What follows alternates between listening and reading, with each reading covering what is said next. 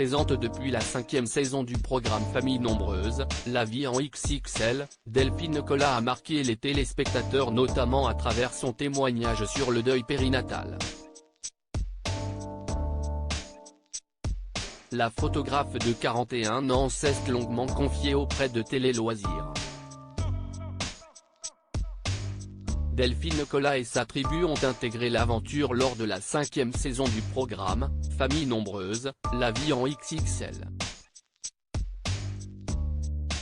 Déjà maman de Selena et Gabriel, elle donne naissance à 4 bambins avec son mari, Olivier, Paul, Louise, Alba et Victor.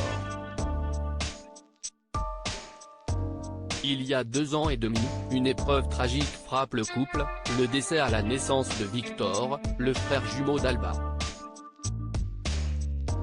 Un deuil sur lequel la mère de famille est revenue lors de cette saison de Famille nombreuse.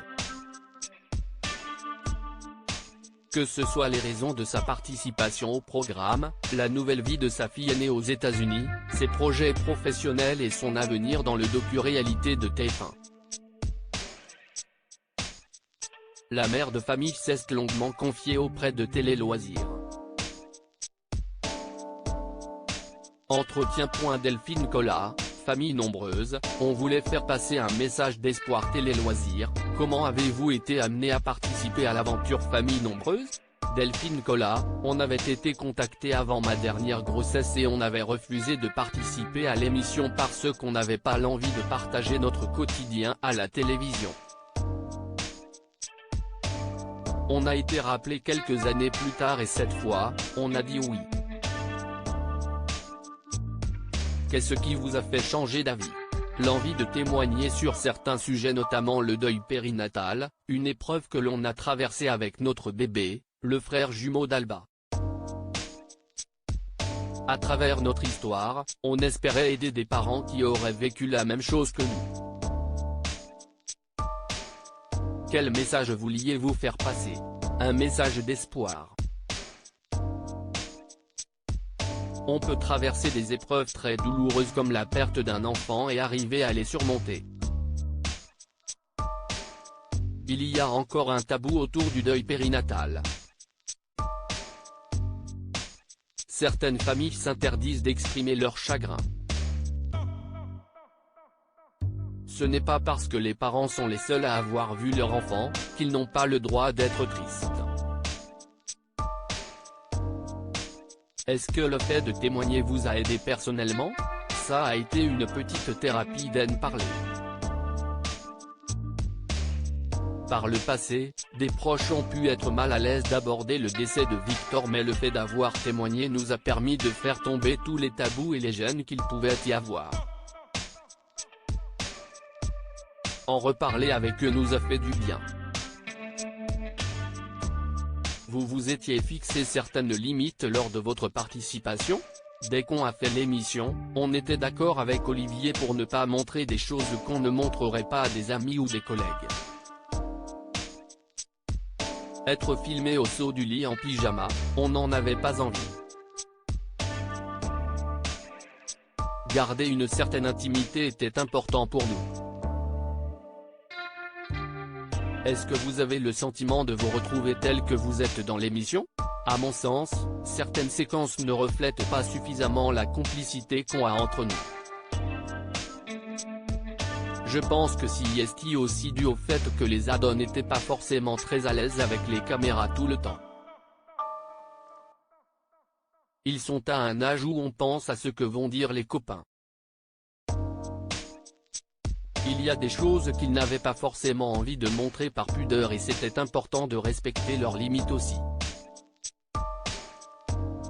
J'étais effondré quand Selena est partie aux États-Unis. Votre fille est partie à Seattle en septembre dernier. Comment va-t-elle? Elle a d'excellentes notes à l'école et elle est très bien entourée.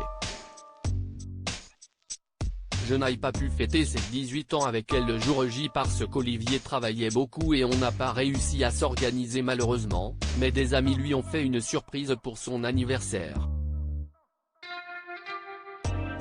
Il ne se passe pas une journée sans qu'on échange via WhatsApp et je la sens hyper épanouie. C'était son rêve de vivre aux États-Unis. En tant que maman, comment gérez-vous ce manque? J'étais effondré quand elle est partie parce qu'elle était à l'autre bout du monde dans une grande ville à seulement 17 ans. Cela m'inquiétait, je ne dormais pas la nuit. Et puis, j'ai été de plus en plus soulagé parce que je voyais qu'elle avait plein de copains et des bonnes notes. Aujourd'hui, je le vis super bien même s'il y a des fois où j'aimerais la serrer dans mes bras. Après avoir été professeur d'espagnol, vous vous êtes reconverti comme photographe. Est-ce que vous êtes heureuse dans cette nouvelle vie professionnelle?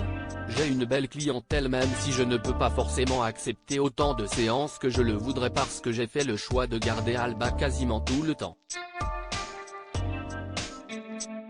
Je travaille chez moi pour le moment alors l'un de mes projets est de prendre un studio en extérieur.